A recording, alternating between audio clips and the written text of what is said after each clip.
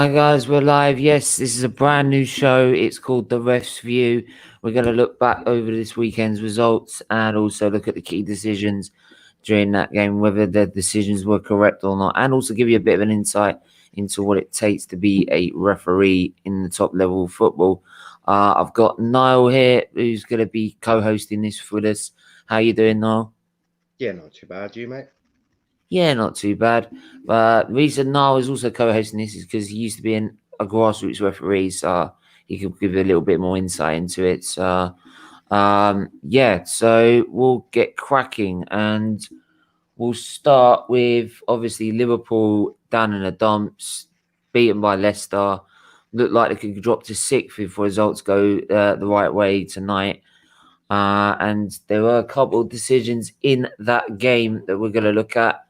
And we're going to start with the VAR for Liverpool. And just going to quickly put that in there. Yeah, there we go. So VAR Liverpool. So were we correct? Was it correct from that VAR decision? Yeah, so you split this one up into two. So there's the free kick and the penalty, the claim there, and then you've also got the offside. So because it all happened in one, it's easier to split it up really.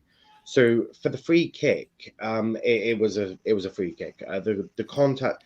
So the way the law is, so the penalty box, the lines are part of the box, and the contact happens outside of the box. Now his foot was a little bit on the line, but the actual contact between Thiago's leg and I think it was Harvey Barnes's leg actually happens outside the box. We saw a similar one to Cavani against Southampton a couple of games ago, where the actual contact between both legs happens outside of the area, even though Cavani's foot's on the line. Very similar with this one. So yeah, the free kick was 100% correct. But then you've got the offside. Now, so just stating like that. I'm just going to quickly state. Yeah. So for statement state is that if it's got to be a pen, the contact's got to be in line with the box line. Yeah. So Anthony it's a bit Taylor, like when you could score a goal. Yeah.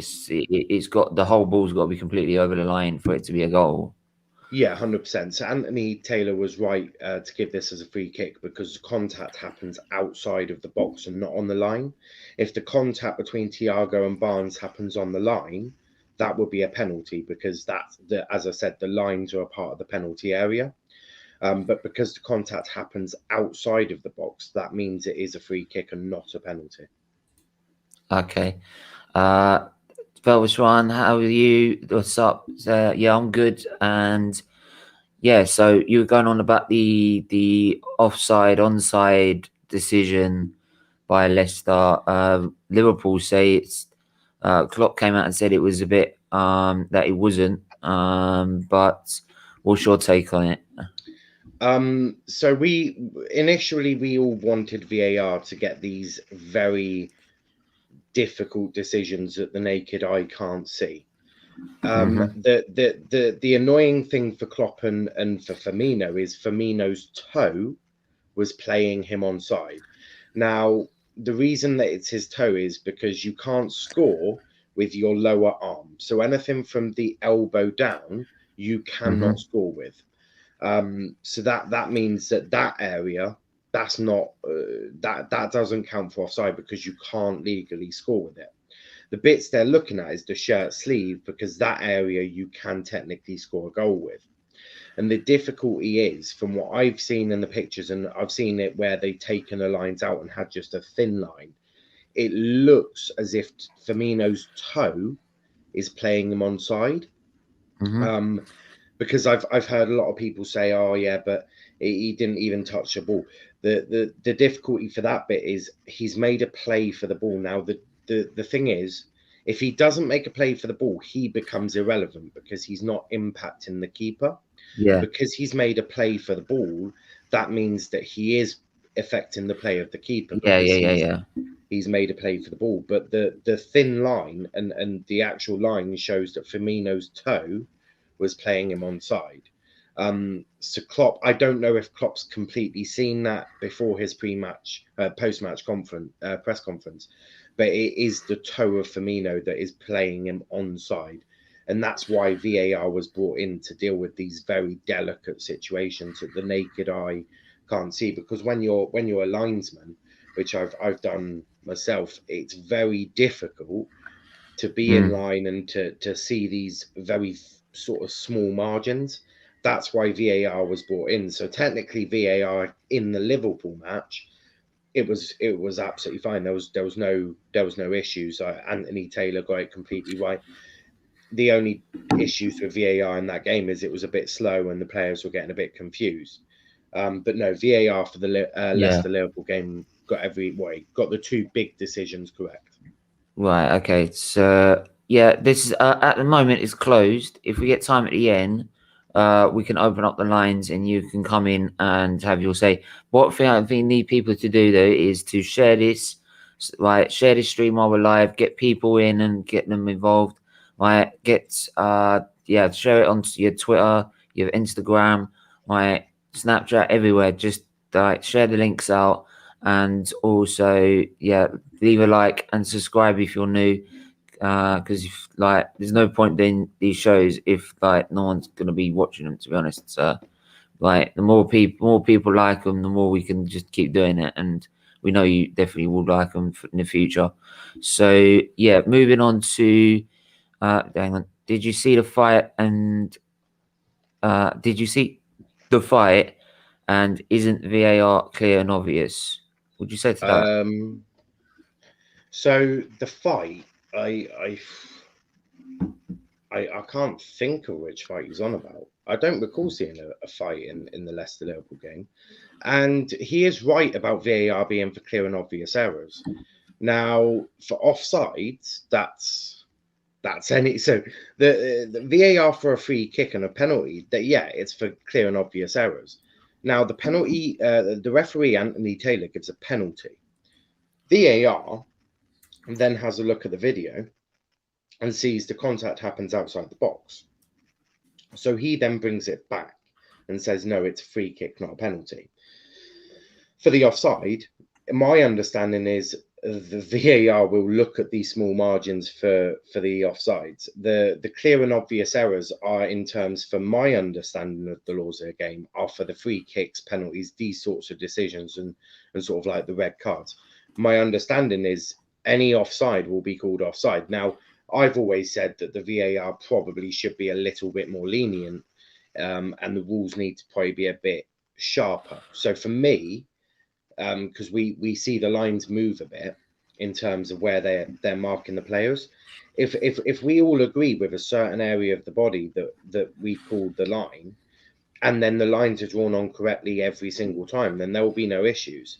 But the clear and obvious errors, from my understanding, are for the free kicks and penalties and for all of that. Tim Golden, how are you? Ismaili, sorry, should have gone to Arsenal. Yeah, well, I'm not even going to get into that. Right, we move on to Tottenham versus. The Tottenham. Do you know what? My memory's like a sieve. It Man really City. is. Man City. Yeah, I did a stream on it as well. You think as an Arsenal fan, you would remember Tottenham losing, wouldn't you? But You'd think so. Yeah, I know. But yeah, I think the main thing was the penalty claim. Yeah. By Højbjerg. What did you make of that decision? I mean, it's definitely a penalty. Look, Højbjerg. Yeah, even as a top Arsenal fan, you got to say that. Yeah, it's a pen. Yeah, I mean, Gundogan is obviously he's being tricky, in terms of that's his sort of he's doing tricks in the area, and the issue is Højbjerg's come in, kicked him on the ankle, and we all know professional players will go down on that. I think maybe 20 or 10 years ago that doesn't get given as a penalty. But in today's laws, you can't really kick someone's ankle. Højbjerg really needed to stop himself or find a way of not clattering into Gundogan. So for that one, VAR, it was quite a simple one, really. And as the other comment said before, it's not a clear and obvious error. Even if they did want to overturn it, it's not clear and obvious. There's contact. It's a clear penalty. I know it's not this week, but why did Mike Dean need to go to VAR for the Souček decision? Yeah, okay, we'll cover that. Since you wanted to know, we'll quickly have an opinion on that. I find it ridiculous that you got a red card for it, to be honest. Yeah. So the issue is, obviously, we all know that there was the elbow, and the elbow has made contact. We all know this accidental contact as well. The reason that Mike Dean needed to go to the VAR screen is because I can't remember who it was in VAR. I think it may have been Lee Mason. I think it was Lee Mason. Lee Mason is telling Mike Dean to have a look at the clenched fist. Apparently, that is why it's a red card, because Souček has a clenched fist. Now, I've looked back at this. I don't see any clenched fist. And also, I don't really think a clenched fist really matters too much. For me, it was an absolutely shocking decision. Because it was never a red card. Even I think it was Mitrovic or something. I think it was him, and he's even telling Mike Dean, look, he's not done Mitrovic. It on purpose. Mitrovic, that's right. Milojevic is at Crystal Palace. That's the one, yeah, Mitrovic. Even he's saying to Mike Dean, yeah, even he's saying, yeah, he hasn't done it on purpose. It's not a red card, and that's why when West Ham appealed, if that's the case, then right, because I've seen it, and I'm like, you wait 2 seconds, then you fall on the floor. That's the only reason Mike Dean's now seen it, is because you end up falling on the floor. If you don't think if you think it's accidental, and it ain't a red. Why are you falling on the floor? I don't understand it. I mean, yeah, it probably did hurt a bit, but the last time I checked, you didn't sort of fall to the floor when you got a hit in the face. That it wasn't even hard, to be honest. Yeah, he's not brushed it, but no, to be fair, it wasn't a red card, and that's why when West Ham appealed it, that one was straight away. Yeah. And the same with Begovic. Not Begovic. The Southampton Man United. Yeah, the Southampton Man United game that was all cleared up as well. Yeah, the Southampton game where Martial, he's Bednarek, I think. I will ask. He's pulling out of the tackle. Martial still goes down, and that's why that one was also overturned. Why is there no consistency in the ref decisions with VAR? It's what I don't understand. Right, VAR is a piece of tech. This is what I get really wound up when people say it's VAR, it's VAR, it's VAR. It's not VAR. VAR, you can't blame VAR. It's a piece of technology, right? Mm-hmm. Right. If you're gonna blame the VAR, blame the guys who built it, right? It's a piece of technology, so it's who's using it, who's behind it. Yeah. Right, because this is what I said when I was bringing it in. In the end, it's still human decisions, right? Because it's human decisions behind those screens making those decisions. And these referees, we all know the reason they don't go to the World Cup is because they are shit, right? They are in the 4-letter word shit. And so whether I feel that there needs to be a punishment system for not getting things right. Mm-hmm. I think that's the only way they're going to learn, because at the minute it doesn't seem to be like that they get punished for making extremely bad decisions. Yeah. Whether if you're a player and you made an extremely bad decision, you'd be dropped for the next game. You're absolutely right in terms of the VAR itself, the technology. We all want that, right? Every single one of us has been calling for goal line technology, VAR. since obviously the Lampard and the World Cup and all of these issues. And also, you see it in other sports as well. So Yeah. you see it in nearly every other sport. Yeah, so VAR itself is a fantastic bit of kit that every single referee should be absolutely delighted to have. The issue is the consistency of these referees. Now, before we were complaining that referees weren't making the right decisions. They're still not making the right decisions because these referees are incompetent, right? That's basically a sum up. The They be are all and end all of it, incompetent. yeah. Yeah, the referees are incompetent. They don't really know what they're doing. So there's ways to change it. I think the punishment system would work. We have to be aware that referees abroad normally they get paid on a performance-based income. So if they do a good job, they get more money. The referees over here are paid on a salary. So Yeah, that's professional, where yeah, I see that. Yeah. the professional referees are paid on a yearly salary. So it doesn't matter how they perform, they're getting their base salary anyway. The other thing that I would like to be brought in is promotion and relegations for referees. Yeah. For me, I would want 2 referees to be relegated to the EFL every single year, and 2 from the EFL promoted to the Premier League, because that way you're going to ensure that referees are doing their best to get every single decision correct. Because if they don't, they go down to the Championship and League One and League Two where they don't get as much money.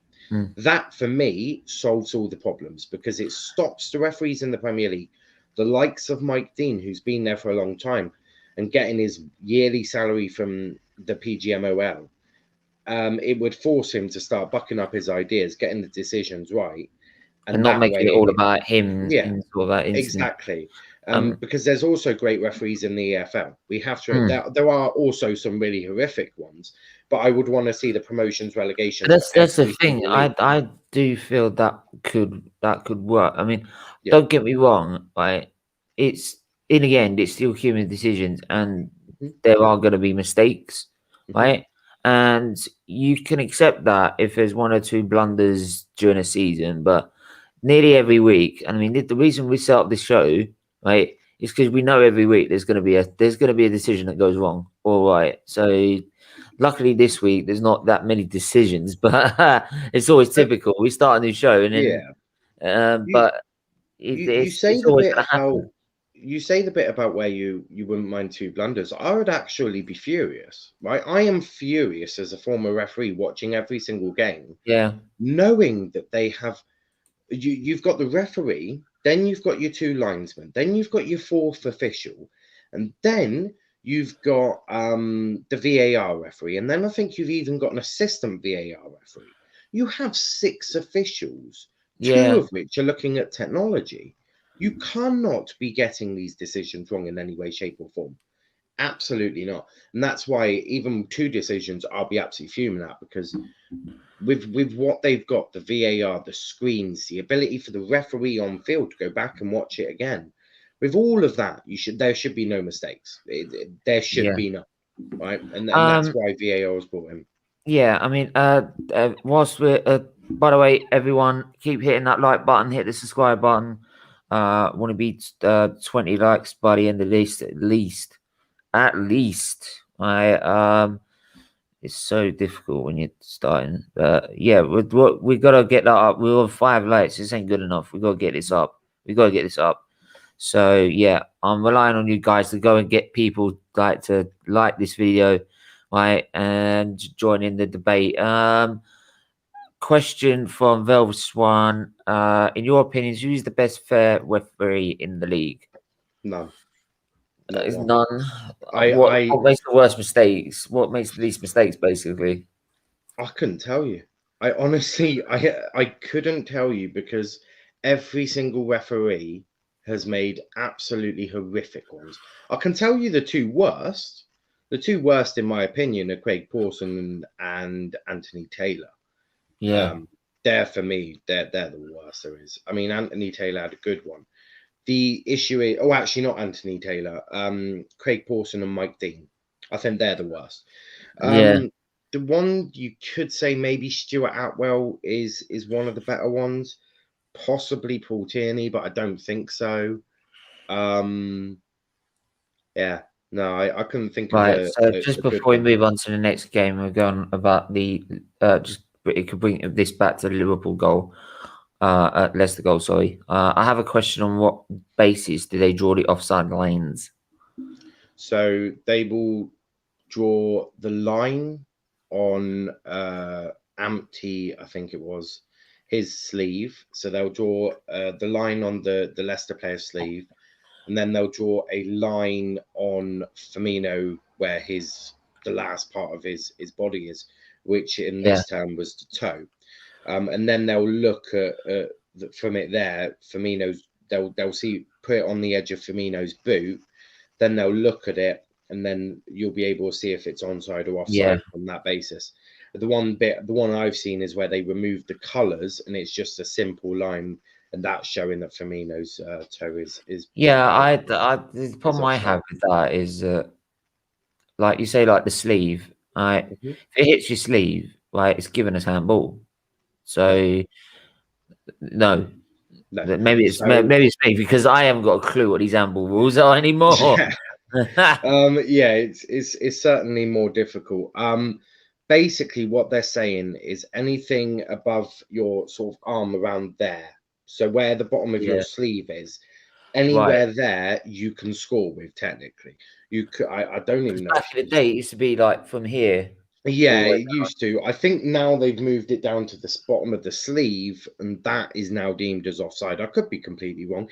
That certainly was it for me back in the day. Was I would assess it basically your upper arm. down. Um, that was technically okay. Which then makes me wonder why an armpit is offside, because the armpit is connected to the bottom of your shoulder. So really, I don't think anyone does know what the offside or where they draw the lines. My understanding is it's the bottom of the sleeve. Therefore, I don't understand how armpits are being given offside. But I have seen armpits being given offside. But again, that just shows the inconsistency with the referees that are doing this. Because to be frankly honest, I think even an idiot, well, even a football fan could get it right. As long as the rules are very clear, which they should be, because the rules shouldn't be left to interpretation. You do not Yeah, want referees interpreting the rules, because that's when you get issues. You want the rules to be as black and white as possible. You want it to be as clear as possible so that the referees that's don't what have to rules are supposed to interpret it. be. They're supposed to be black and white, Exactly. right or wrong. You can't have a grey area. It doesn't Yeah, work. and for me, there's probably far too. If I was to look at every single law of the game, I bet you there's far too many grey areas for referees to be interpreting it. So yeah, from my understanding, it's the bottom of the sleeve, but we've seen it so many times where they're drawing it. I mean, I don't even know. I don't even think the referees know where they're drawing the lines, to be honest with you. Yeah. Right. So yeah, we'll move on to the uh. We done the penalty claim for Højbjerg, didn't we? Yeah, clear penalty. Yeah, clear penalty. So we'll move on to Man United's game against West Brom. There was a Right, few here. 1-1. So, did you? By the way, did you give Sonny a roasting when they lost? Sonny, he's a Yeah, Liverpool fan, mate. yeah, no. When they Oh yeah, lost, yeah. Oh, oh no, I was in the comments, mate, and yeah, I was having a bit of fun. It's okay. The Liverpool fans are enjoying time in the group chat. yeah, yeah. Possible foul on Lindelof as one of the first decisions. What do you think? I mean, yeah, it probably is. Right, if we're being honest with ourselves and taking the rivalries and the bias out, it probably is a free kick. I mean, he's all over him. His hands are covering his face. He can't really do anything about that. So he is being impeded. So yeah, that probably should be a free kick for Man United. But let's not get wrong. Also, Lindelof should be doing much better than that anyway. But that's not what my view's here for. But yeah, it probably is a free kick in 99% of times, because as I said, he's crawling all over him. He's got his hand covering his face. He's not allowing Lindelof to be jumping. Yeah, So if I'm being completely honest, yes, it's probably a foul. But how many times do United benefit from referees' decisions? I mean, I'm not going to sit here and say Craig Pawson's absolutely wrong and VAR's absolutely wrong for giving it. But if we're being brutally honest, it probably is a foul and a free kick to United. Just quickly answer this one as well. Do you feel sometimes referees favour bigger teams? I don't know. I don't think so, because if they did, then Lindelof gets a free kick because he's playing for United versus West Brom. I don't think there's any favouritism. There might be. We have seen Mark Holsey's come out and said that. I've actually got the quote here. I'll read it. It is. When I saw it, I was absolutely flabbergasted. I couldn't believe what I was reading. If I'm being completely honest, I'll grab it now.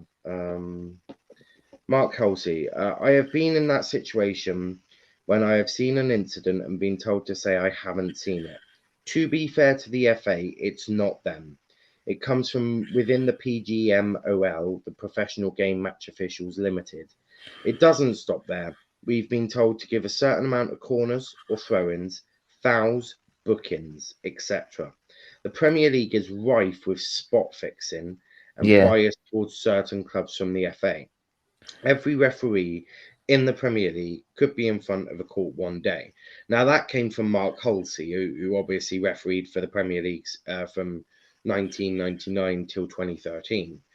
So yeah, you could potentially say that they might favour bigger teams.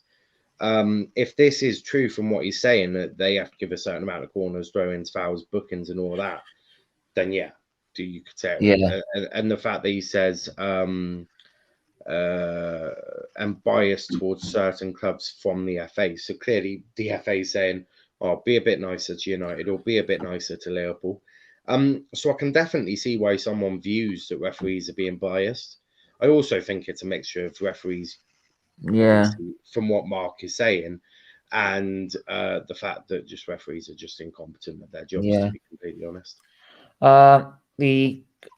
So Harry Maguire, the penalty claim.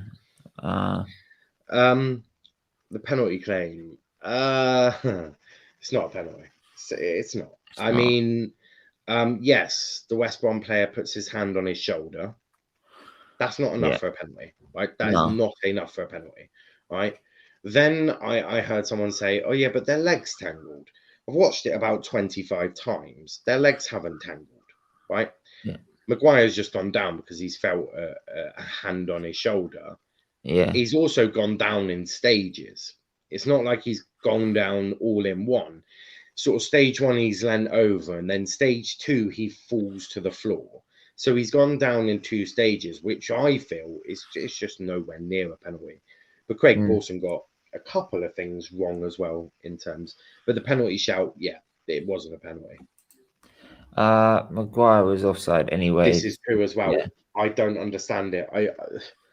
This is where I get frustrated, right? Look for the offside first, right? That's what every single referee's been told to do, right?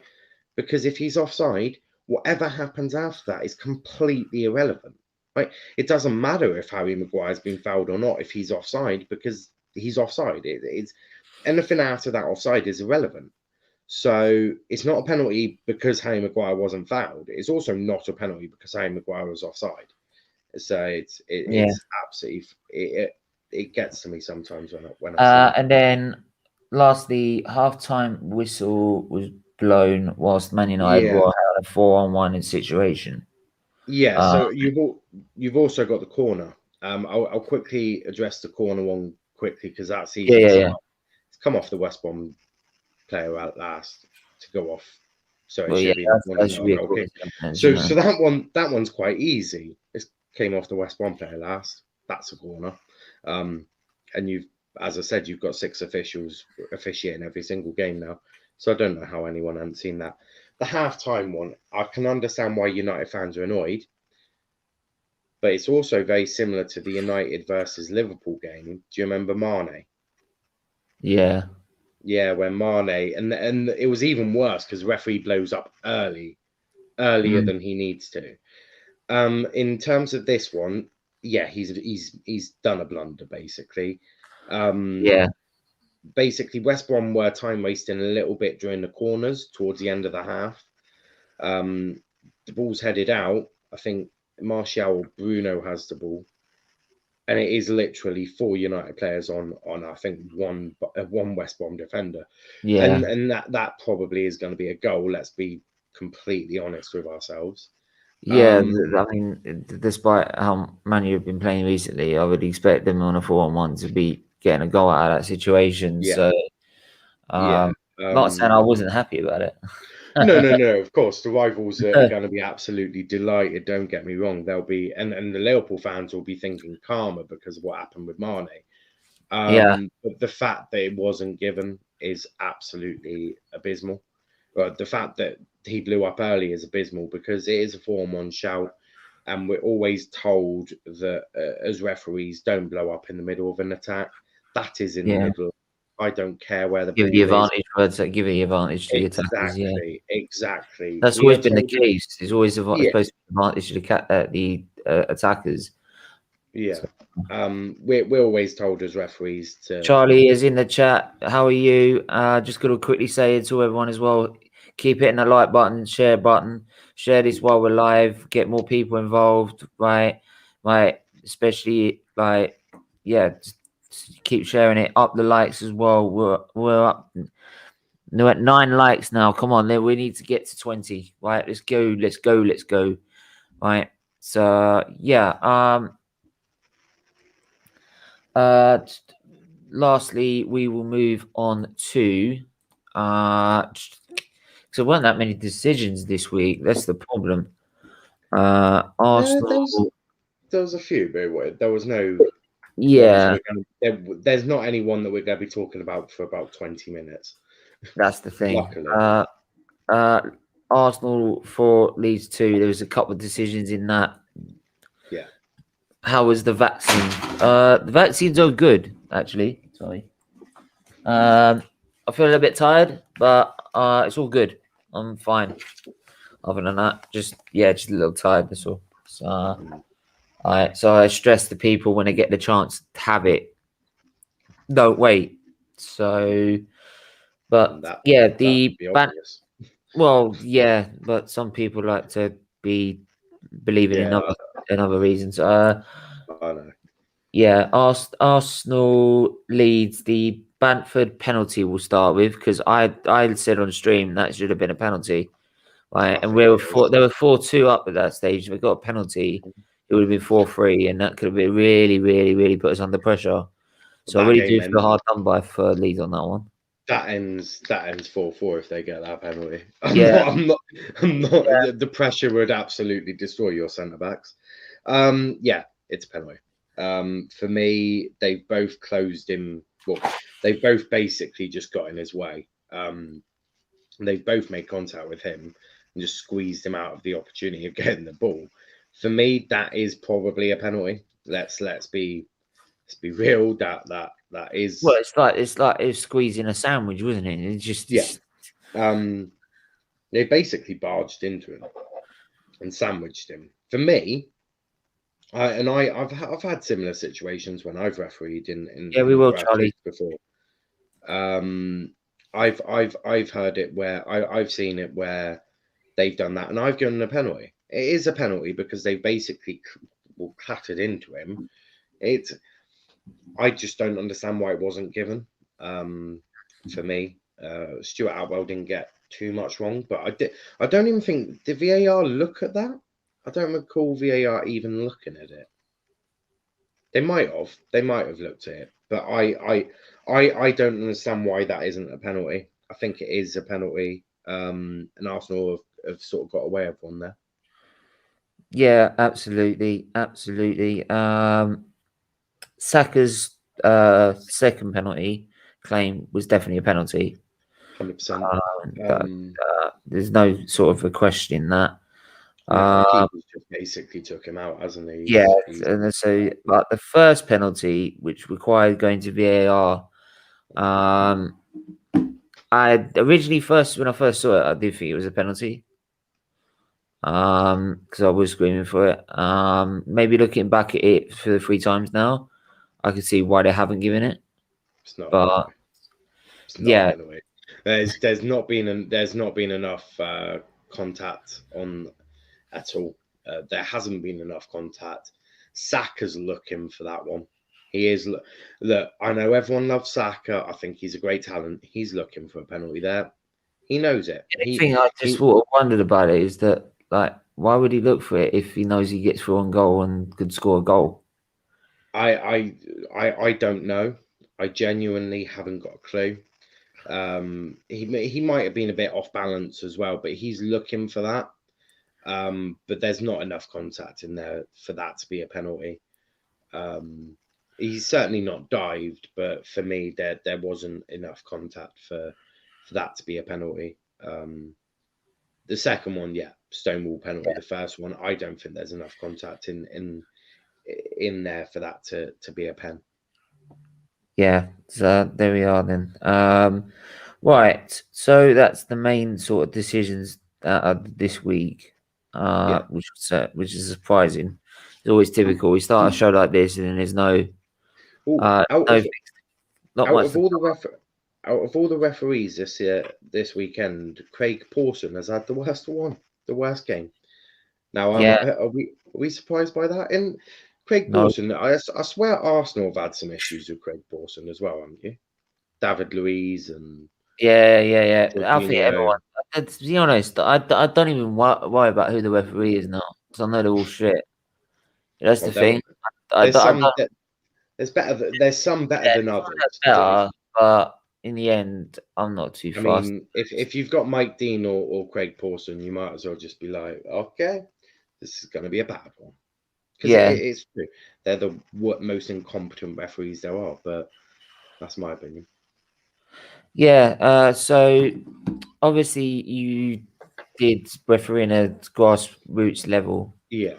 I think another part of this sort of show we want to know is, so was it, we'll start with saying trying to get to professional level.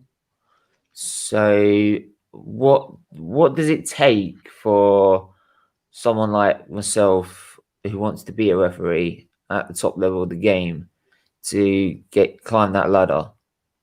So first thing, you need to become a referee.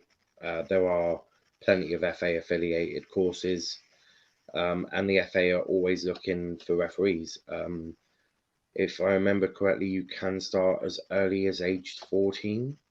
Don't quote me on that. It might have moved up to 16, especially with abuse nowadays. Yeah. But the best way to get to a professional level is to be consistent.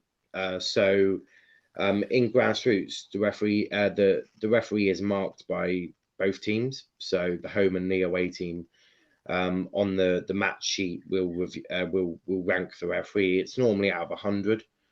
And the best way to progress is to get consistently 100.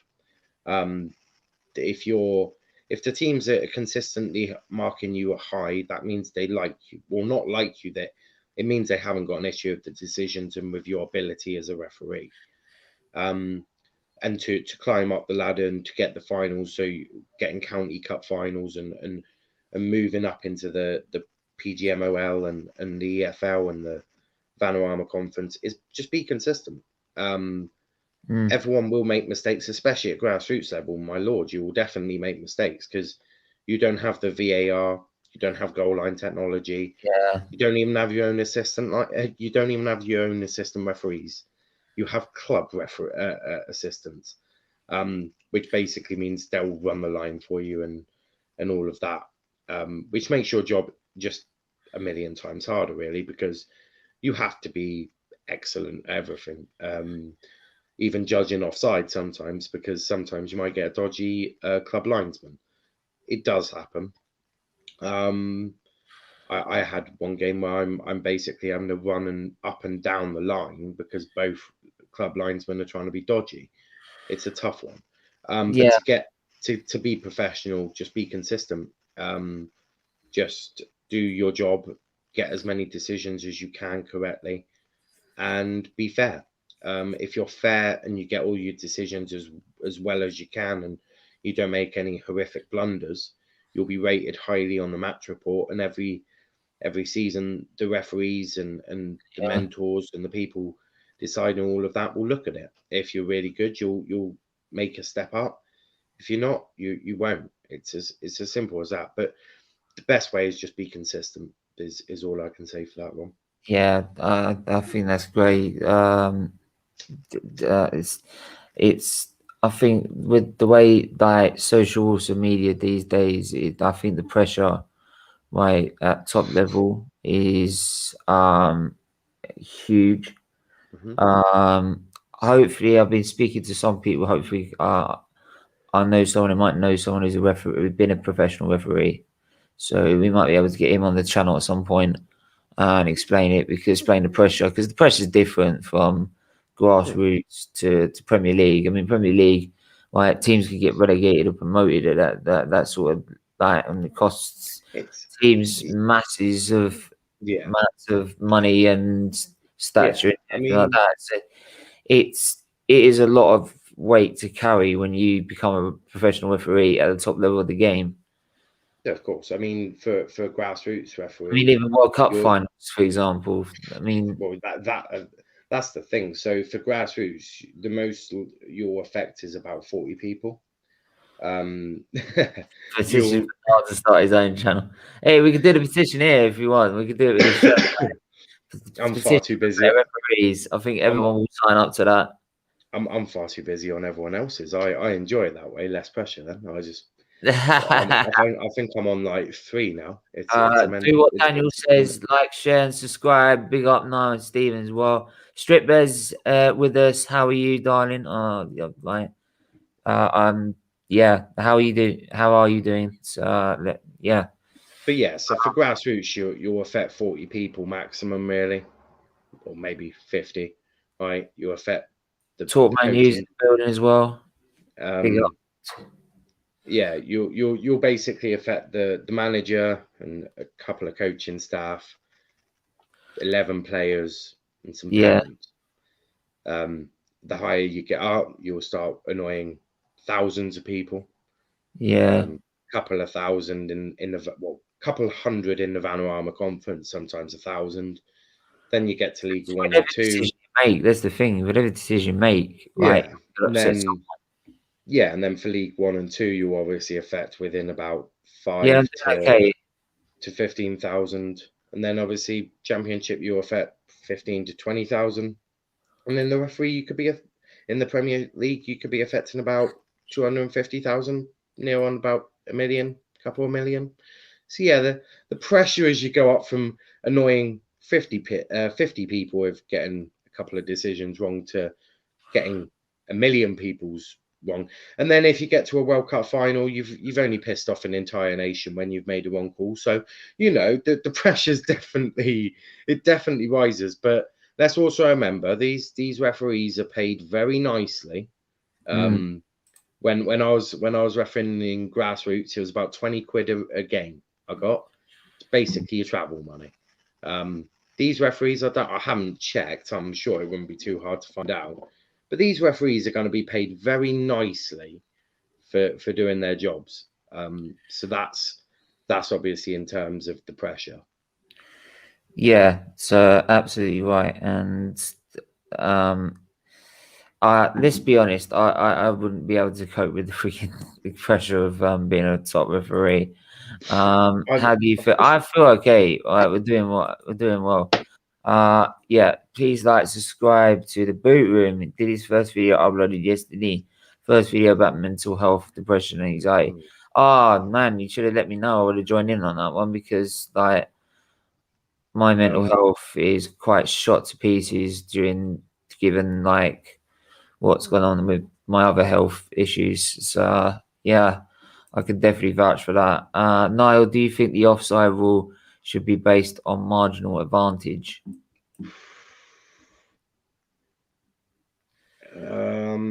No. I think for me, I want all decisions correct. I don't want any margin. I mean, yeah, you could say margin. Look, some people, this is down to your personal preference. For me, and sort of got a bit of OCD and I don't like mistakes being made. No, I want if you've got a toe, putting someone onside, that's offside, right? That's onside. For me, that's how I want it to be. But that's just my personal preference. That's what VAR was brought in. I think in terms, so for me, offsides, I want all decisions correct. And I'd be annoyed if a toe was, let's say Plymouth were playing in a game where VAR is involved. Right. And I've it's also onside. now just shared the link, so if anyone wants to come on and ask any questions, they can do. So yes, if you want to come in, also get people in there. Kind of feel want to ask any questions. First, we've got Talkman You. How are you? Yeah, good, my friend. How are you? All right. Yeah, I'm doing okay. Doing okay. Good. Yeah. And how's Niall? Yeah, I'm good, mate. Just looking at how much a Premier League referee gets paid. Yeah. 200 grand a year. Nice. is what Well, they- I just want to. I just put that message in about the marginal advantage, and what I meant by that is, because obviously it's such a like sometimes tiny amount, but if I'm thinking about it in terms of when you say marginal advantage, but coinciding that with the players' body shapes. So if, for example, the defender is sort of more leaning towards away from the goal, but the striker is more leaning towards the goal, and it's their toe or their elbow or their hand that is offside, then that's more of an advantage to the striker. So then you go, okay, that's fine. Yeah, that's offside. Even that's, I mean, we would see that anyway. But if they were both in a similar body shape, but the striker's toe is, you're talking like an inch of his toe is over the line, but you're both in the same body shape. Trust you to ask such a really complicated question. Well, yeah, but I mean, because there has to be some kind of give surely somewhere, because otherwise, I wouldn't want to do an exam with you. The question would be about a paragraph long. So what you're saying is, if the attacker's leaning backwards and the defender's leaning forwards, that's onside. But if the attacker's leaning forwards and the defender's leaning forward, that's offside. I think the reason I would say no to that is because that leaves far too much interpretation. Yeah. You don't want these referees interpreting anything, because let's say me and Stephen are referees, right? My interpretation of something could be different to what his interpretation is, and that's where the lack of consistency comes in. I think if a toe is, let's say a toe's on putting someone onside, I would say that's onside, because I don't want a referee interpreting what's onside and offside. I want the rules to be clear. I'm not finished yet. Go. What are you fixing? Please join me. Just stop talking. Right, go on. Okay. I don't want referees interpreting anything. I want the referees to be. I want them to know that if a toe's leaving you off onside, that's onside. If a toe's offside, that's offside. I don't want these referees interpreting anything, because what about then if, like, do you know when they put the lines up for the offside? Yeah. So they go, okay, so you're both there online, and then they put the lines up and they go, oh, his toes, it's there. But if they had another line over that, which was like an amount of sort of leeway, where if you've actually gone over that other line, then it's like, yeah, it's offside. No, if it's gone over that other line as well, which is, the bigger advantage.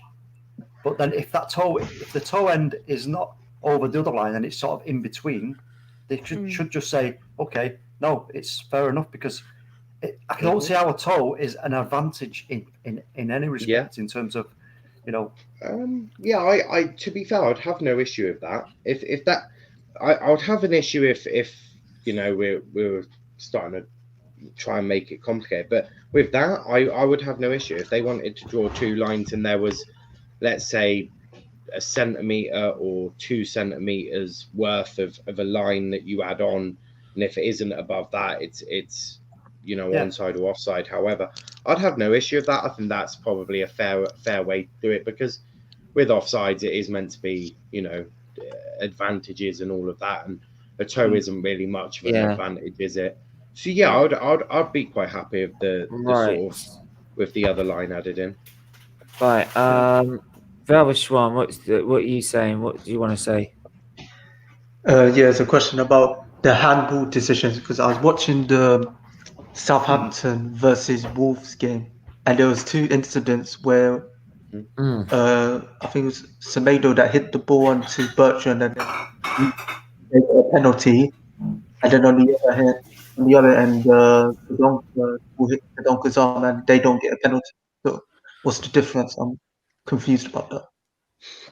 So I only saw one. I was cooking bacon for the other one. I'm not joking. I had a bacon sandwich, so I missed the second one. But for the Bertrand one, his hand it's in an unnatural position. It's towards his body. You've got his hand and his lower arm in an unnatural position. I would say with that one, I've seen it given because it's unnatural like that. So. Yeah. Because the arm's moved up and it's in the air, that's an unnatural position for the arm to be in. That's why that one was given. Was that the same as the other one for the Wolves game? I think it's another child's. I mean, Roy, you are so wrong with that. If he's a Spurs fan, he's so wrong with that. Charles, right, we've already. By the way, we've already had this with someone else, right? You're talking crap, mate. Talking crap. Same with Arsenal having a Maybe stop worrying about the refs and start worrying about your squad, mate, because your squad. You should change it to Spurs always bottling. That's what it should be called. Wait, no. Look, I'm sorry. Like, in case you didn't see, Roy. By the way, I'll give you a bottle because that's what you are. Bottle jobs. Yeah. Bottle Ham FC. And do you know what's great about this one? Unlike your trophy cabinet, it's full. Brutal. That is brutal. Oh, yeah, but with the penalty, you said the same. No, I haven't said the same.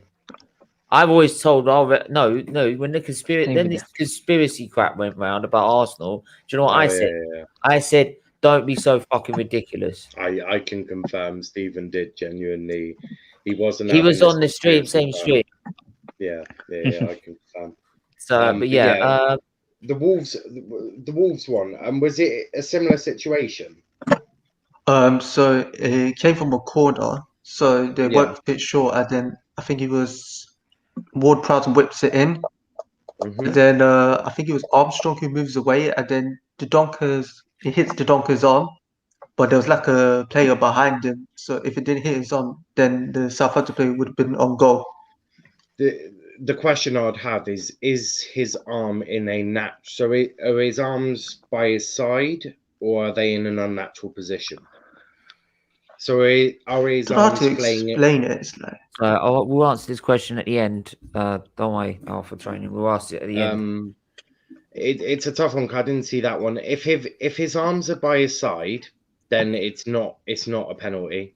If his arms are flailing around in the air and he's trying to do some sort of salsa. Yeah, it was sort of like flaming around, or like that nearby his side area or something. It's a tough one. They definitely need to for me tighten up the handball rule but make similar, it clear, I think. Similar with the offsides. Maybe there's a certain margin, like if your arms are by your side and it goes over a certain margin, maybe that could be deemed. They do definitely need to look at that handball rule a lot better. Right. Okay. Let's. Charlie, Hibbert, what do you want to ask? Hope you both well. First of all, I'm good. I don't have a question. I just think VAR needs to be more consistent, and it's not. I think VAR is a good idea. It's just the people controlling it sometimes make awful decisions. Do you know what? Yeah, the VAR itself is great, but it's the referees that make the decisions. So you can't blame a piece of technology. You can blame a referee people using the technology. Yeah. In the 2018 World Cup, it worked perfectly fine. It's just since they've brought it to the Premier League. And do you know what's the funny thing, Charlie? No English referee was there. referees, they're better. Says it all, doesn't it? So, Daniel, what do you want to ask? It's about penalties. How much contact does the referee need to see to give one? For me, any contact that is enough to make a player go down. Well, you've had an interesting day. Oh. False alarm. No. Okay. If you're running and the player's had enough contact to make you go down, that's enough for me. If the thing is, if you're sliding in and you've caught a player, that's probably going to be a penalty. If you've put a hand on a shoulder, that's not going to be a penalty. So that's probably the margins there. But then you've also got VAR to help out with that as well. I think you can definitely see when it's a penalty because the player will go down quite easily. Normally, if it's a sort of a dive, the player will go down in stages. I'll point to Mohamed Salah when with the Man City one, he sort of flung himself up like a ballerina and then toppled down to the floor.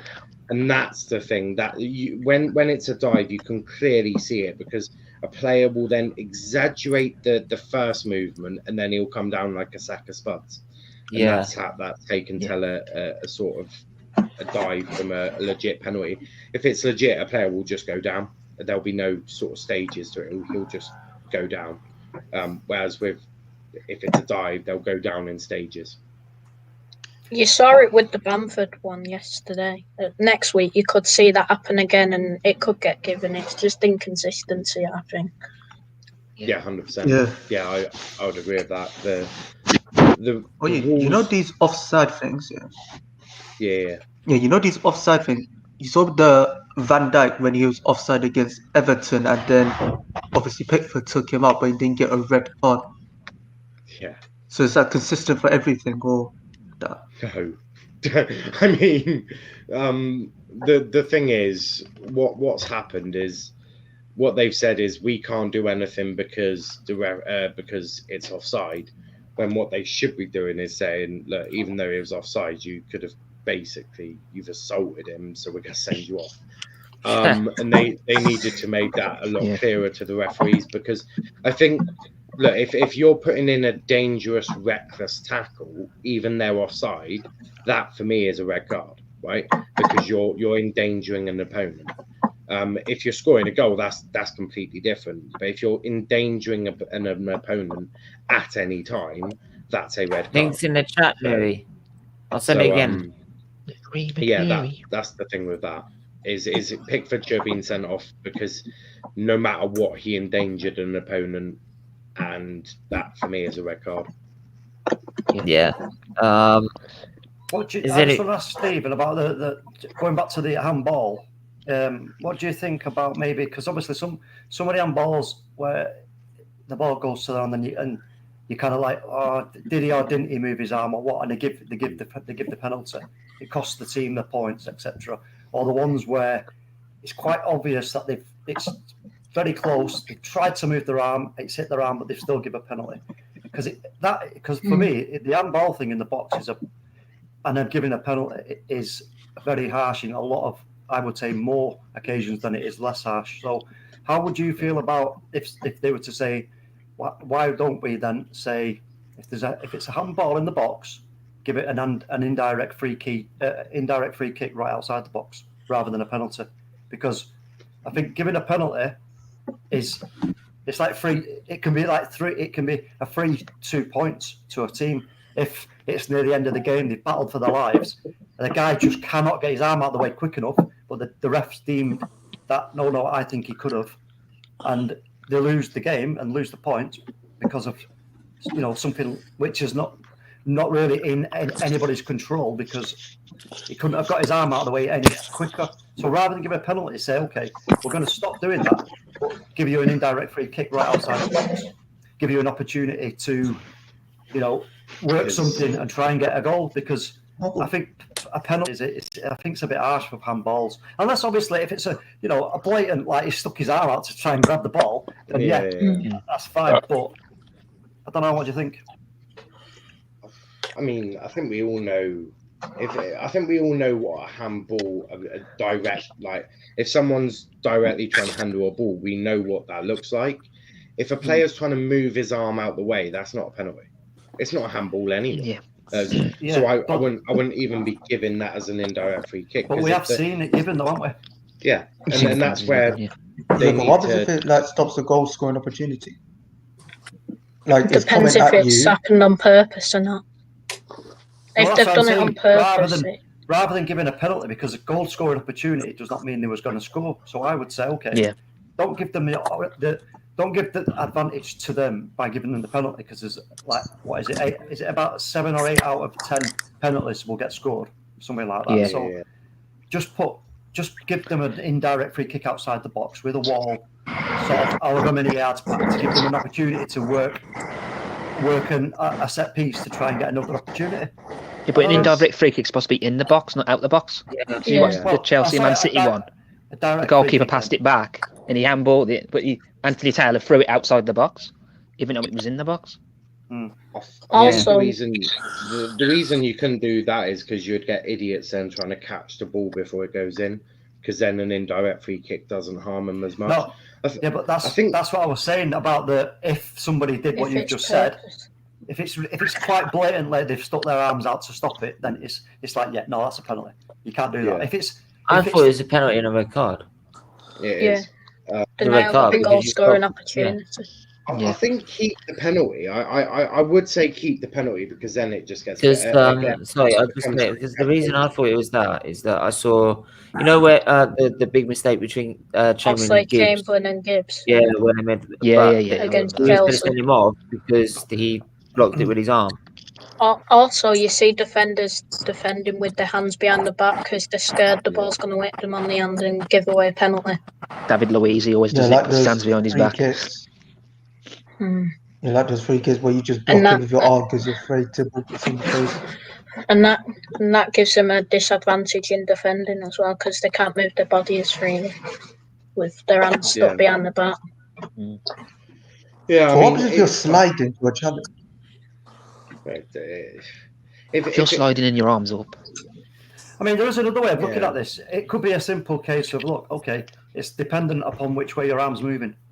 Yeah. If your arm's moving up, if your arm's moving towards your body, then right, okay. If your arm's moving away from your body, then it's a pen. But I think if your arm's moving away, from but you need balance. But but what I'm saying is, if you're in the moment of defending, the ball's coming towards you, and you think shit, and your arm is on its way into your body, as if you're trying to get it out of the way, but the ball sort of catches it.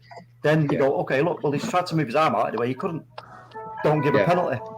Yeah, I agree with that one. Who's that? I don't want to get done for copyright, please. I'd agree with that one. If the arm's moving towards the body, I wouldn't give a penalty. If the arm's moving away from the body in the direction of trying to get the ball away, then I'd probably give that as a penalty. Yeah, that seems fair. Because that's like that's a yes or no, isn't it? Really, it makes it straightforward and simple, because it's either in or out sort of thing. So and it means that the rules aren't up for interpretation, because that's the issue. You don't want any rule left for interpretation, because these referees cannot deal with interpreting a rule.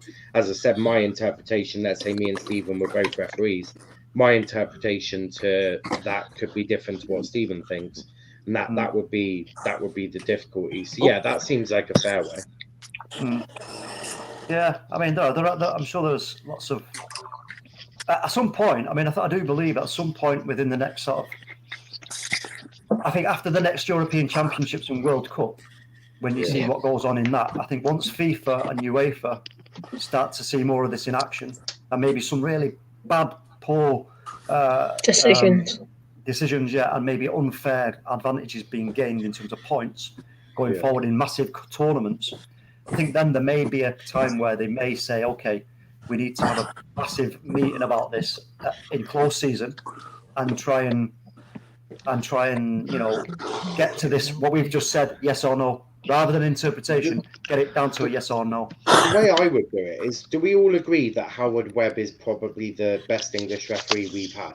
No. Yeah.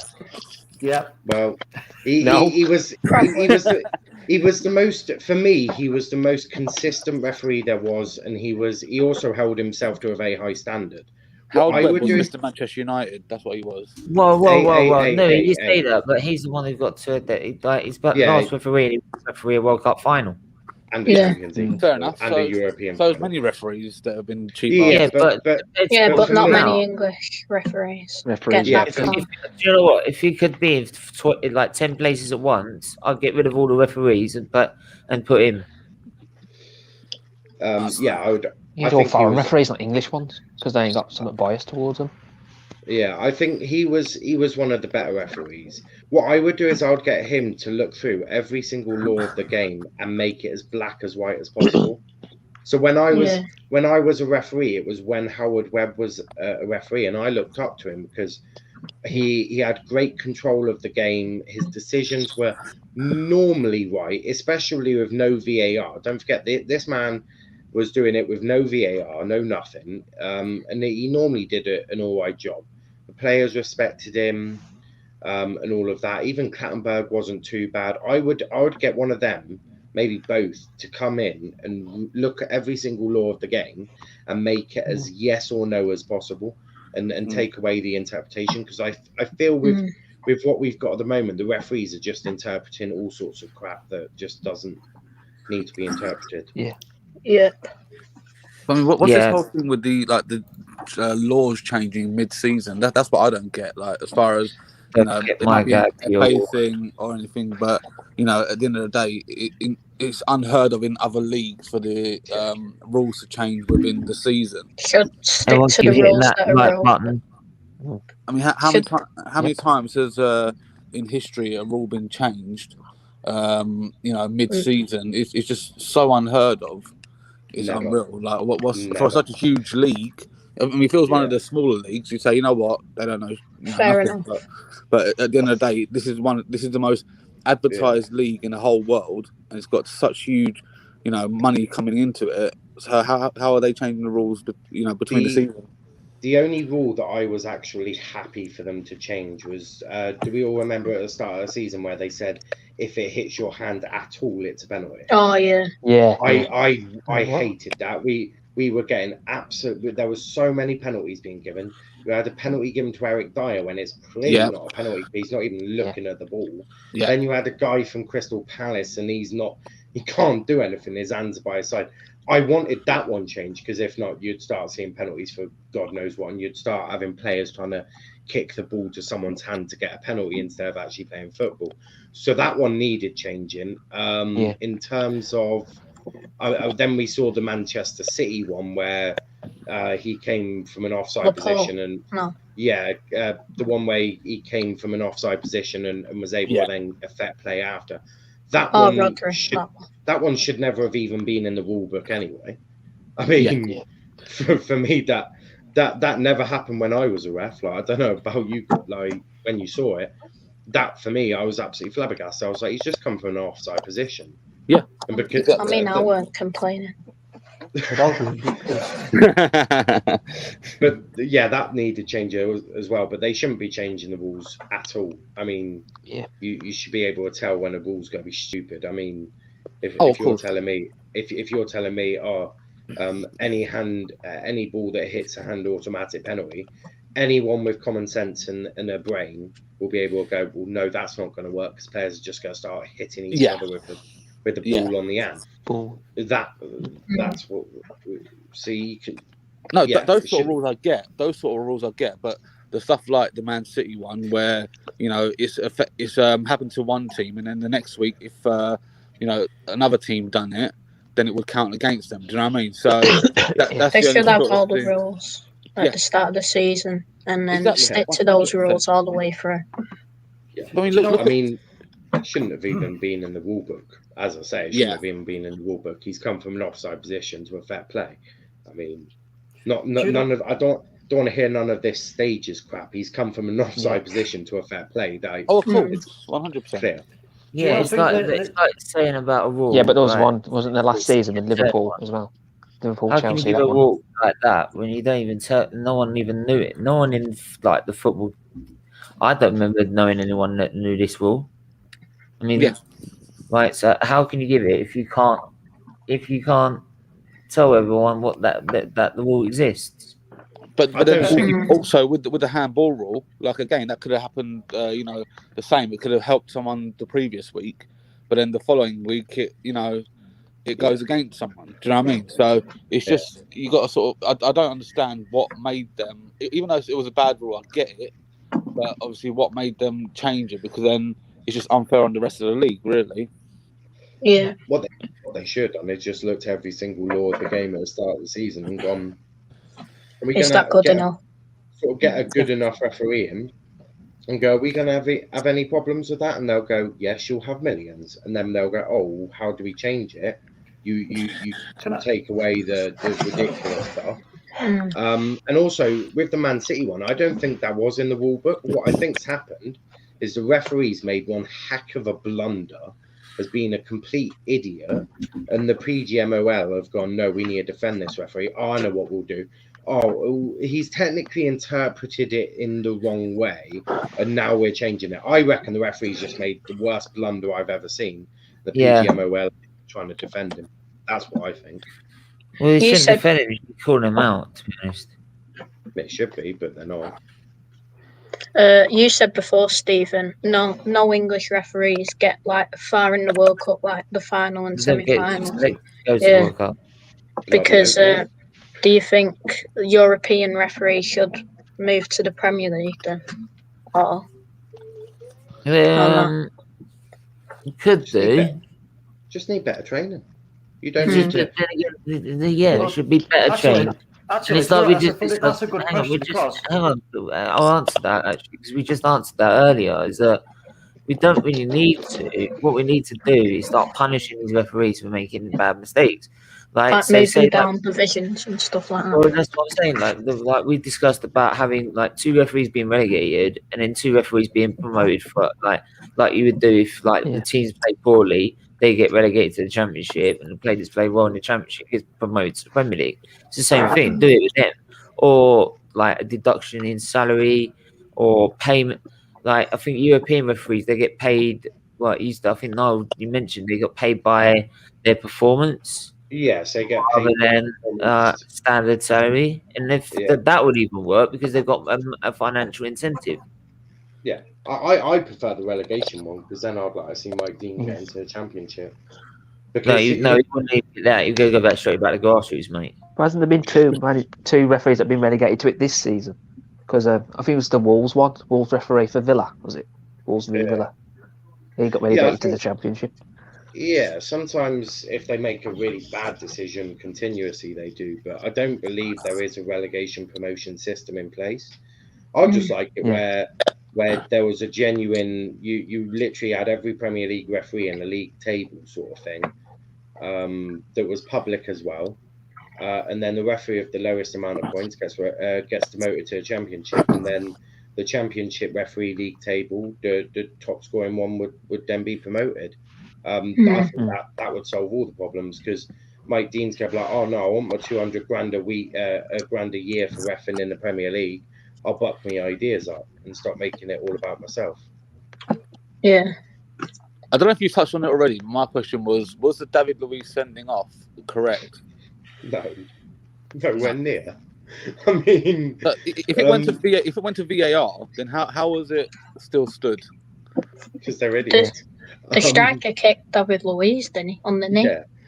David Luiz has not even attempted to tackle him. He's sort of because of his reputation. That's why. Yeah. So no, that shouldn't have even been a penalty, let alone a red card. I can see why the penalty was given, but I don't understand it. I can see why it was given, but it doesn't. I don't know if you listen to other fan channels, but other fan channels say the better sort of your team does, the better sort of decisions you get. I mean, a lot of people are coming out with that sort of nonsense that if you're sort of up in the top, then you're going to get most of the decisions go your way.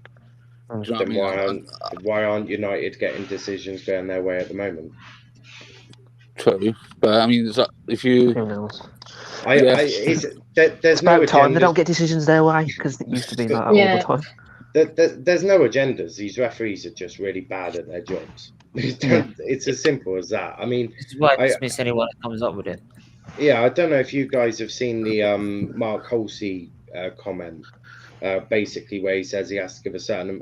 He was told he had to give a certain amount of yellows, reds, fouls, offsides, all that sort of stuff. He said that the Premier League was full of match fixing. Yeah. I don't know if you saw that. What the fuck is this? Why did you bring the comment up? I ain't got a fucking clue. I know he's Mark probably on drugs or something with writing that sort of shit. Mark Halsey said, "I've been in that situation when I have seen an incident and been told to say I haven't seen it. To be fair to the FA, it's not Mark Halsey is one. This one I want to talk about getting on the channel. So I think it'd be great. Well, he's done a whistle blowing thing, so can I be on there when you do? Because I'd love to ask him some questions. I can't get hold of him, but I know someone who can. So the most alarming bit was when he says the Premier League is rife with sport fixing and bias towards certain clubs from the FA. Every referee in the Premier League could be in front of a court one day soon. That's the most alarming thing for me. But it is true. It is true. I mean, you see over and over again, like previous years. I don't. That's the thing. But he said clubs. He's not said one specific club. It's not like he came out and said this old Arsenal thing, right? No. Everyone's going on about everyone that goes on the Arsenal conspiracy bandwagon. Right, say, it's all Arsenal. It's always Arsenal get the decisions against them and everything. Like. Yeah. Well, Mark Halsey said clubs. He didn't say Arsenal specifically, did he? No. Right, I bet even then, clubs will be United and Liverpool. The clubs will be United, Liverpool. I'm just saying this now, like I've said before, and I'll full screen it again. If you believe that there's a conspiracy specifically against Arsenal, you're talking out your ass. You're deluded, right? Wake up and smell the coffee. But who remembers that blunder between Man United and Tottenham?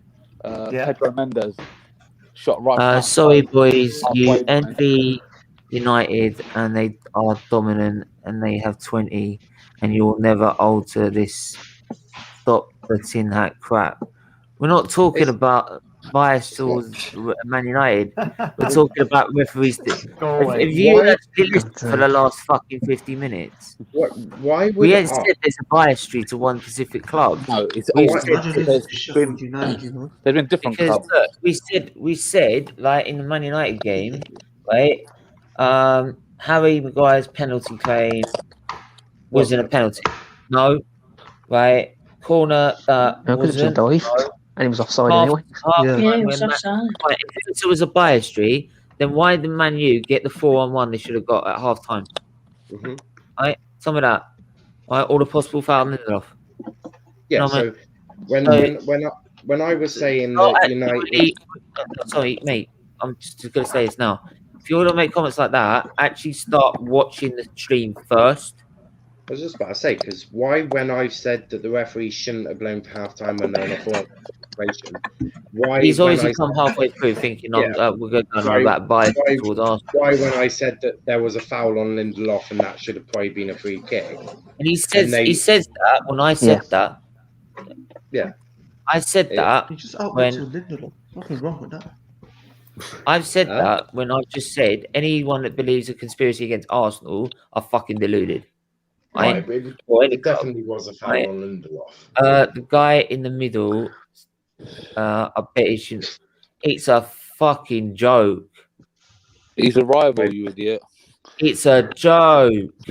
No. That's about me. That's about me. He said that I was saying about clubs, and I said I bet it's United. Has he not seen the decisions United have got in the past 5 years? You probably didn't watch it all. Pedro Mendes, that one. It's like but it's like when during the Fergie era, I always joked as a kid, Fergie time. You know what I mean? Yeah, it was a thing. It's a joke. Have you ever heard of what a joke is? Have a look at some of the decisions that were given to United back a few years ago.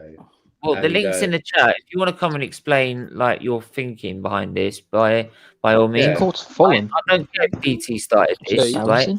I don't follow. I don't believe everything that comes out of DT's mouth. Right? Do you know? Right, I don't go out with anything that comes out of his mouth. To be honest, I don't go out with him. I don't tuck his bed. I don't tuck him into bed every night. Right? I don't smother him or anything. Right? I don't listen to half of his opinions at the minute because he thinks Arteta's perfectly fine where he is. I don't think he is. Just a quick one, Steve. Talk Man, you had to go. He says, great stream, and say thanks to Niall for coming on as a guest. What's that? Talk Man, you had to go. Talk Man, you've gone off. He says, no worries. Yo, bring this guy on stream. Yeah, stream, man. Come on, mate. Yeah. Right? Rubbish behind the screen. Yeah, Right, Mika, come online, have a conversation with me, and we'll go through some of the horrific decisions United have got given. Got evidence. I've got to go too, Steve. I've got my tea now, so take care. Good stream again. Yeah, thanks, Daniel. Always. Take care, Dan. Take care, lads. See ya. You can't come on. You can't come on. Okay, so Mika, can you explain to me why United? So when United were playing Liverpool and the referee blew 5 seconds before half time when Mane's 1-on-1 with De Gea, can you explain how that's not a bad decision? I have been very respectful to United.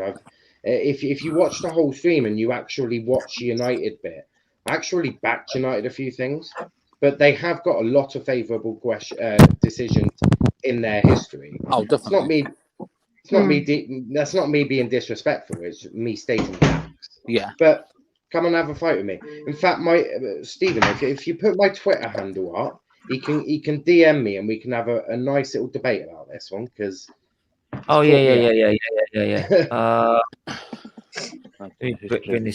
butthurt that 20 million is not coming. Niall full by the way, like, if you subscribe, and the next time we're live, we can have this debate. Honestly, so I'd love to know your thinking on it as well. Right, just gonna bring this banner down. Right, so there you are at PFC. If you've got a problem with me with saying it, there's my Twitter handle. You can DM me and we can have a chat about it. Oh, and by the way, if you DM me anything abusive, I will screenshot it and post it. And I have a few followers, so you might not want to do that. Yeah, every single club that has decisions for and against. They have Beckham, King, Giggs, When did I ever say they're not worthy for 20? Oh my fuck! I've never heard that come out of your mouth. What is going on? What the fuck? Do you actually watch streams? Seriously? This guy I've been watching for 15 minutes, not the whole hour in 25. Why would he? What's the point in him slagging off Man United when he supports Plymouth? He's not a Liverpool fan, is he? I mean, he's definitely a United fan on the football pitch. Well, yeah, I'm claimed to be a United fan, apparently. He's inventing stuff because I definitely don't recall saying, is he saying they're not worthy of 20? Of course they're not. They won the title 20 times. Well done. Congratulations. Doesn't change the fact that they've had... was coming. Oh, come on. Seriously. I'd take 2 minutes off work, right? We'll have this chat right now. I'm really willing to chat. The BTEC Mane scored yesterday. Yeah, man. I don't get some people. They just come on streams and then straight up and just don't listen to what's been said and just come up with just the most random crap ever. Plan anyway. Why is he backing United up? It seemed like he was saying without. All his mates will be United fans from London. It seemed like you were saying without referees, they would have less. When have I ever said that? Family. No. When have I ever said that without refs they would have less? I've said he has said that. I've said United will have had favourable decisions, which is true. He's not said it. This is fun. I like this. Fucking ears, use them. Oh, what did I say? He has United supporting friends from London.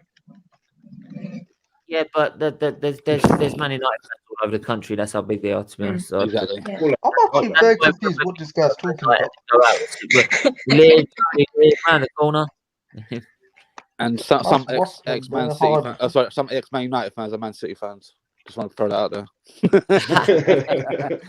Man United have always had dodgy decisions. Not always. They've had a fair few. They've had a fair few dodgy decisions, but not all of them. Let's talk about Bruno Fernandes fouling Konsa and they got a penalty because of that. Yeah. Niall knows Pieface 23 up the green arm. Yeah, Pieface, he's an Argyle fan, isn't he? Yeah, even this season they've had like dodgy.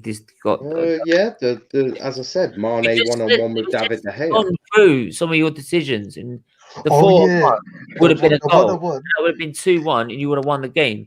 But it wasn't given for you. So how the fuck did he argue it? And they call us salty for saying about that one. It does seem like DT lately is trying to lessen the dominance and take away from.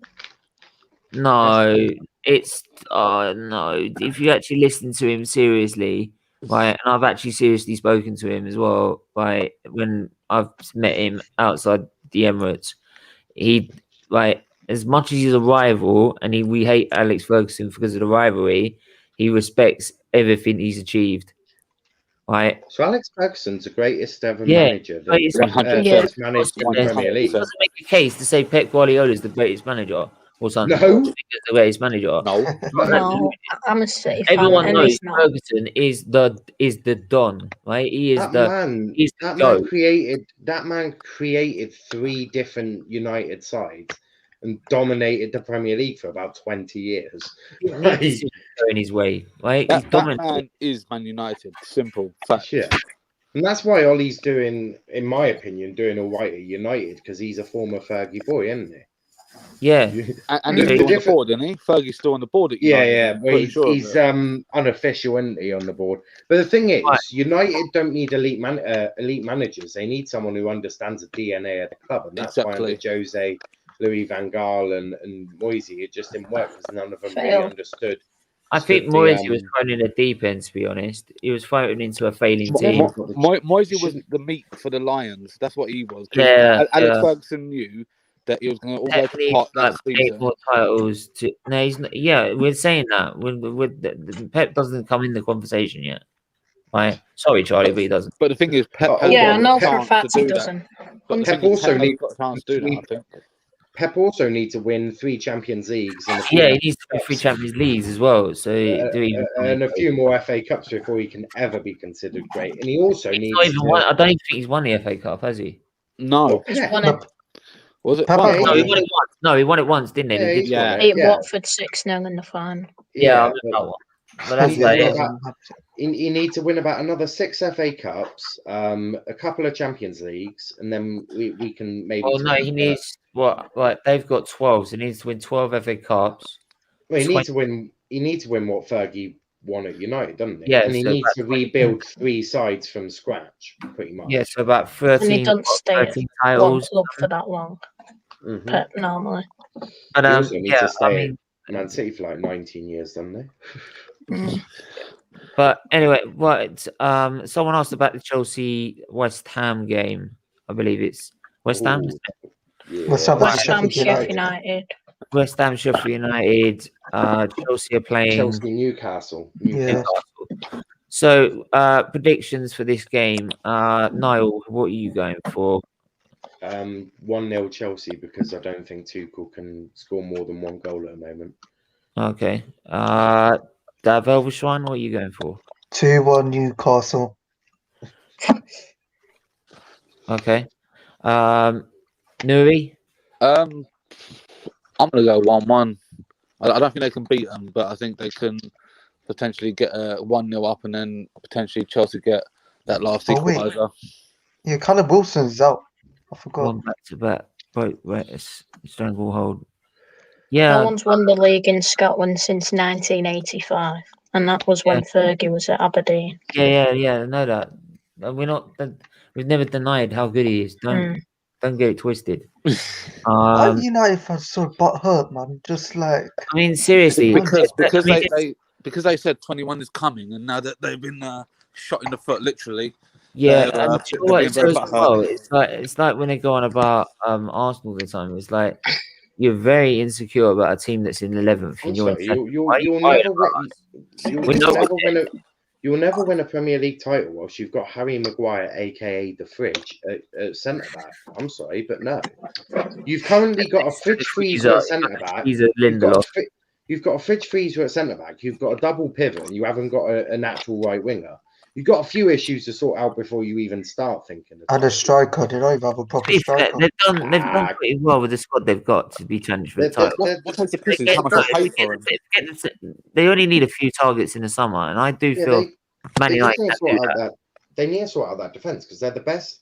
They're the best attacking side in the Premier League. Let's not. You think Sancho will go to Man United now? No. Yeah, that's a done deal, mate. No, he's worth 80 mil now, so possibly, yeah. Yeah, mate. It's virtually a done deal, bro. Then they're negotiating which watch he's going to wear on the 21 on the oh yeah, right. But yeah, no, it weren't. That's 21 and 21. No. Here's the thing. I thought Liverpool will be the one to stop United from 21 coming. Yeah, Charlie, what are you going for? West Brom, Chelsea. No, West Brom, Chelsea. Chelsea, Newcastle. 2-0 Chelsea. I'm gonna go 3-0 Chelsea. Actually, I think it's possible they don't score 3 goals. I was just about to say, Tuchel can't score more than 3 goals at the moment. I still think this they're finding sort of the right link up, and they haven't got a striker capable of scoring 3 goals. No. Yeah. Let's say I put Giroud on, but that's a very. I do feel. Giroud hasn't looked great recently. I do feel he'll be able to, at some point he's going to click, and I feel against Newcastle he could do. So I'm going to be optimistic. I'm going to say 3-0 Chelsea, right, even though I don't like them. Then we've got West Ham, Sheffield United in it. Yeah. West Ham's going to win that. Yeah, I think anyone should beat that. No, I was Sheffield United. I don't want to be joining Arsenal. I want to be up there.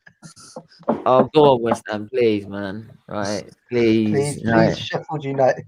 Wait, where's the table? Can I? I'm going to bring up the table right quickly. Can you imagine if Liverpool dropped down to 6th today? Oh my God, that would be so big. Can you imagine if West Ham actually get into Champions League next year? Yeah, but I'm sorry, compared to like one Liverpool fan that kept coming on here, Verberswan, you know that guy, don't you? Right? He kept saying if you're negative, like you're fake fans, and like you deserve what you get if you're negative. I'm sorry, like you've lost 3 games in a row, right? You lose this game, and I'm going to share this right now. Look how much Arsenal lost when they lost 3 in a row. Do you know what I mean? Piss off, you the guy in the background. You're not welcome here. Right? Did you really think I'm that stupid? Like Mike D's gonna come into my fucking chat, isn't he? Wait, Lingard's playing striker. Go touch the private part somewhere else. Jesus Christ! I'll just expose me. Just fucking. Hold on. What happened? I missed that. Someone backstage keeps trying going on, comes up with different names, right? And thinks I'm gonna be that stupid to let him on while he's touching his. Yeah, you know what I mean? Doing like a Saliba.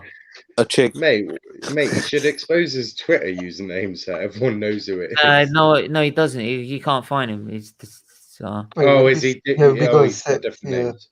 Yeah, I should actually. I should probably take a screenshot next time. You better be worried.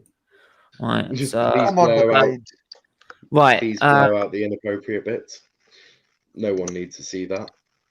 So yeah, if West Ham win this game, 7 points clear with a game in hand. For Arsenal at 34, Liverpool will be stuck on 40. We'll be 6 points behind you. Jesus Christ! If you said that at the start of the season, I would have taken it, but I wouldn't expect it to be in this situation, right?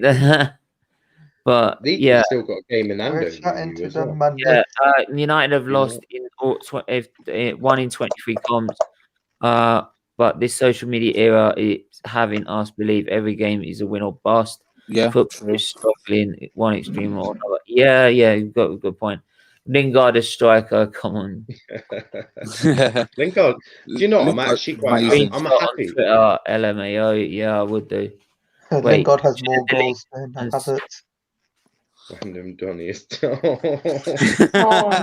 didn't share the link to him, right? I shared the link to like the chat on the chat, mate. So basically, some weird person is tugging at their parts whilst watching us on stream. That's a bit weird. Yeah, that's why I know. I know I'm good looking and all that, but you don't need to do that, mate. Oh, Niall, we all know you ate all the pies, mate. mate, in the group chat we were Mate, in the group chat we were getting hungry and we were talking about food. I got hungry, so I got a couple of Oreos. I was loving it. That's where it's come from. It's been watching you eat. That's why. Yeah. Yeah, Stephen, this is your best ever stream. They are getting better. Thank you very much. It means a lot. But by the way, get it shared out, get it more people involved, get people to subscribe. We get to 1,000 subscribers, we can donate to the Children's Liver Disease Foundation. So the quicker we do that, the better. So I'll bring that down now. So in the end, I think that's a pretty good stream. We'll be doing this probably next Monday, if that's okay with you. No, we'll do that as a regular thing. Yeah. Why are you evilly laughing? Oh no. Yeah. Do you know why I was laughing, mate? Because you know I was getting my camera out. Disappear like a shot. That's just disgusting. Whoever's doing that, please seek some sort of mental help, please. It's disturbing. No go bury yourself in a bottle or something. I don't know. I don't care. I'm fed up with these fuckers, honestly. There are some weird people. No, because you're trying to do like this stuff on YouTube, which is raising awareness as well as doing football and F1. Right? It's a charity, so basically like a charity channel, and you're trying to do that. Fuck off, man. He does it on tomorrow's show, which is Liver Awareness Show. I will fucking expose him live on Twitter. No, I will post it. I won't post it on the stream. I won't put him in the chat. I won't put him on stream. I won't be on stream. I'll just post it whilst I'm live. I was just about to say, you don't want to be posting that on stream. You'll get No. It won't be coming on stream. Get the account taken down. No, man. Don't. They shouldn't be doing that. That's it's just fucking ridiculous. You shouldn't be doing it, period. But to do it on a charity channel is just shit. Thanks for everyone that's tuned in anyway. Thanks to Nuri as usual, and Charlie, Belswan, Manu was on earlier. Everyone that was on earlier, thank you. No, we'll be do this every week. Yeah, mate, I'm up for that. Definitely. We'll keep that going for you every week until the end of the season. And I think that's a pretty good stream, and we'll see if we can try and get some ex-referees on the channel as well. So that'll be a good one. So leave a like. Make sure you like, comment what needs improving. So if you didn't enjoy the stream, what can I do to improve? So I can make it better. In the end, like, share, subscribe, and we will be back tomorrow. It's the Liver Awareness Show tomorrow, so it's my most important stream of the week, which is raising awareness about liver disease and any causes you want to raise, whether it's mental health, depression, whether it's to do with certain health problems you've got yourself. Raise that issue, raise the charity you want to raise that. So by all means, get involved in that. I've got a good charity. It's called the Plymouth Argyle Football Club charity. It's where every single of the top 6 sends £100 million to Plymouth Argyle. We'll start with the Glazers. We'll start with the Glazers, and then we'll work our way around. No, we'll just send you a pasty instead, mate. All the 11 players. Well, it's okay. We gave Jurgen Klopp one of them. We've got enough pasties to keep us going.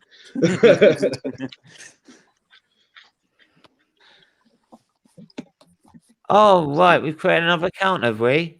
Wait, what? He's in the comments. No. Oh, Mike.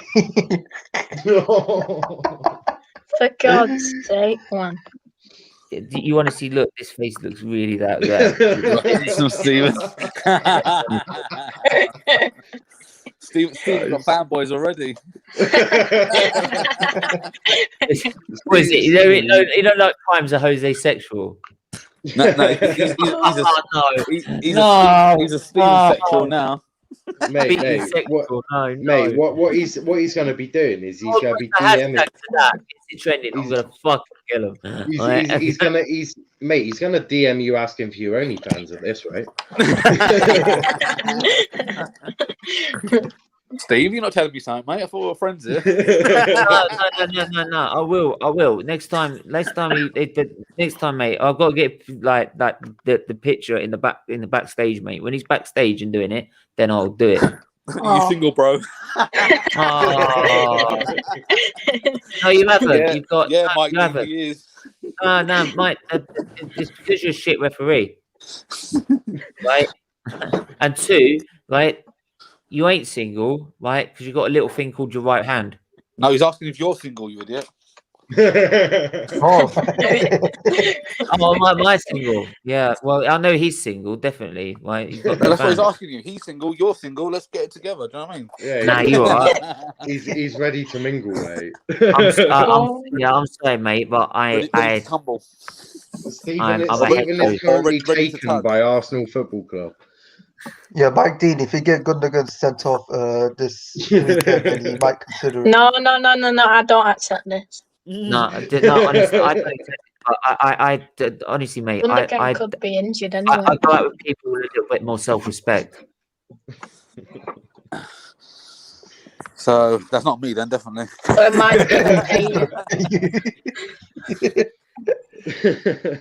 I pay you. Oh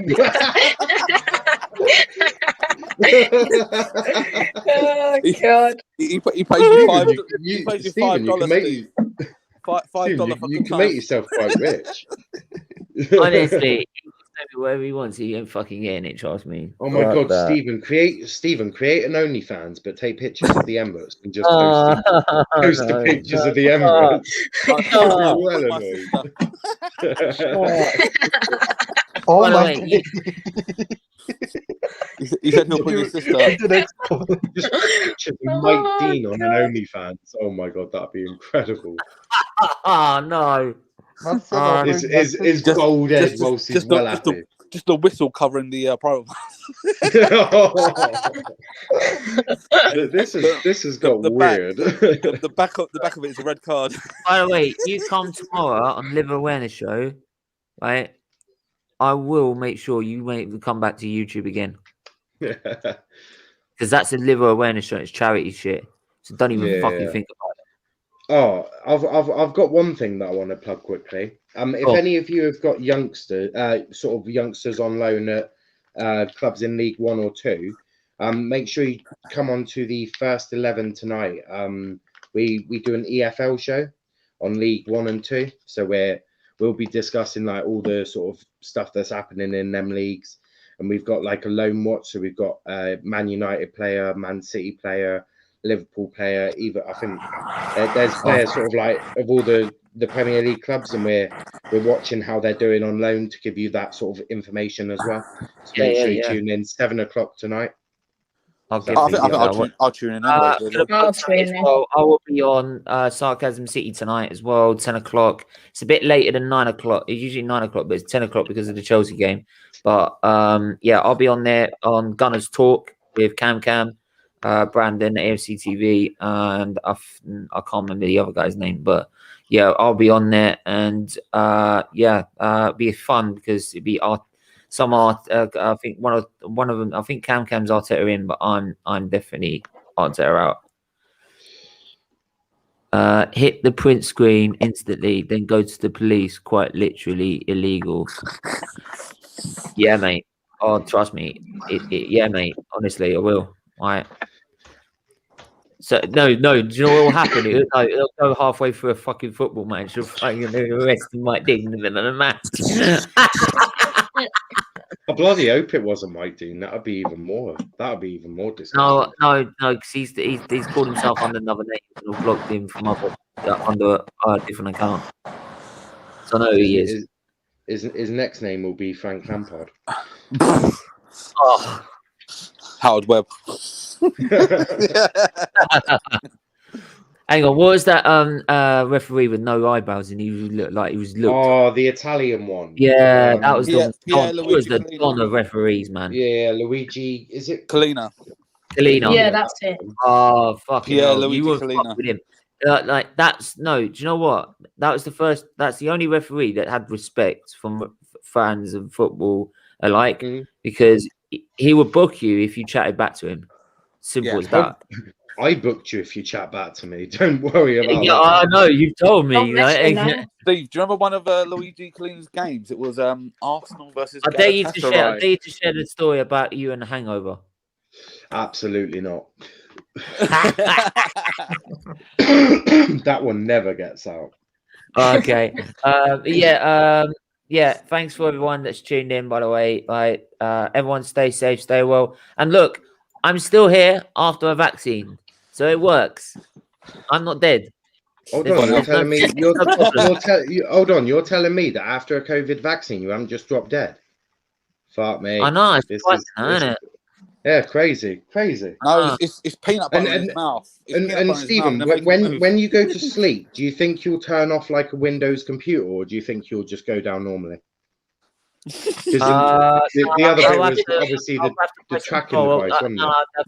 I've spoken to the guy. Who's that guy they thought it was under? The owner of Microsoft. Bill Gates. Stephen, Matt Dean asked if you're on Snapchat. No, Bill Gates. No, Bill Gates. Honestly, right? I'm listening to his comment. But Bill Gates, right? He sent me a message saying, but when you go to sleep tonight, make sure you hit Control or Delete.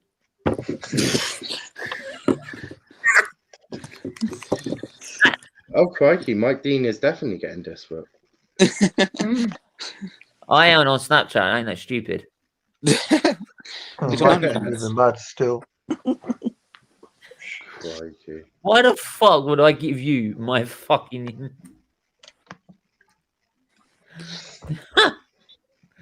Honestly, By the way, like I said, everyone stay safe, stay well, and when you get the opportunity, have that vaccine. Right, it's the only way we're getting out of this shit. Right, but yeah, everyone take care. See ya.